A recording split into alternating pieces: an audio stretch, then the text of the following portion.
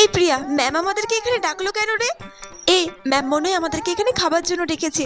নিশ্চয়ই কোনো good news আছে। তোর শুধু খাওয়া আর খাওয়া। তোর এই ম্যাম চলে এসেছে। আজকে আমি তোমাদেরকে এখানে এই জন্যই ডেকেছি, তোমাদের রুবেল স্যার আর আমাদের মাঝে নেই, সেই জন্য আমরা আত্মার শান্তি কামনায় 1 মিনিট নীরবতা পালন করব।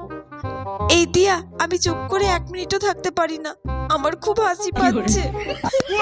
চুপ কর প্রিয়া, ম্যাম কিন্তু তোর দিকেই দেখছে। চুপ কর। প্রিয়া চুপ কর তুই, ম্যাম কিন্তু তোর দিকেই তাকিয়ে আছে। না না, আমার দিকে তাকিয়ে নেই। ভাবলাম একটু খাবার দাবার দেবে, তা না। 1 মিনিট হয়ে গেছে, এবার যাও, যে যার ক্লাসে যাও। এই তুমি কোথায় যাচ্ছ? তুমি দাঁড়াও। ম্যাম আপনিই তো ক্লাসে যেতে বললেন। তোমাকে আমি যেতে বলিনি। তুমি নীরবতা পালনের সময় সমানে হেসে যাচ্ছিলে, আমি কিন্তু সবটা দেখেছি।